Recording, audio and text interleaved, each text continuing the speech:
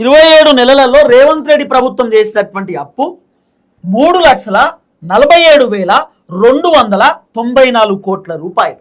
రేవంత్ రెడ్డి చేసినటువంటి అప్పు కేవలం 27 నెలలలో. ఇంకేమంటాడు అన్న, కేసీఆర్ 7 లక్షల కోట్ల రూపాయలు అప్పు చేసిండు, ఆ అప్పుకు మేము వడ్డీలు కడుతున్నాం, ఆ అప్పుకు వడ్డీలు కట్టి మేము ఇబ్బంది పడుతున్నాం. మరి ఇప్పుడు 3 లక్షల కోట్ల రూపాయలు కేసీఆర్ తెచ్చిన అప్పులకే వడ్డీలు కడుతుర్రా? 3 లక్షల కోట్ల రూపాయలు సరే వడ్డీలు కట్టినంటే ఒక 50,000 కోట్లు 60,000 కోట్లు అనుకుందాం. మరి మిగతా 2.5 లక్షల కోట్ల రూపాయలు ఏం చేసిర్రు? 50 పైసలు పోనీ 1,00,000 కోట్లు పోయినాయి అనుకుందాం కేసీఆర్ తెచ్చిన అప్పులకు వడ్డీలు.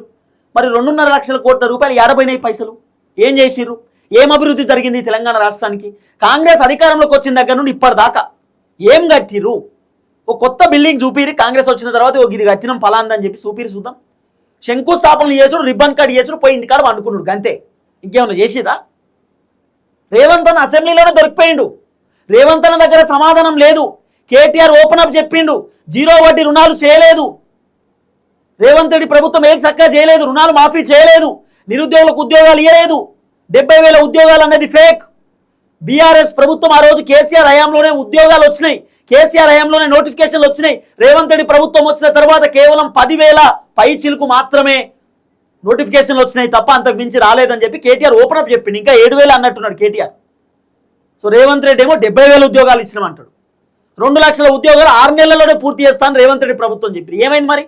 సంవత్సరంలో 2 లక్షల ఉద్యోగాలు 50 నిరుద్యోగుల నిరుద్యోగ వృత్తి ఏమైంది? 2,500 రూపాయలు మహిళలకు ఇస్తా అని చెప్పి ఏమైంది?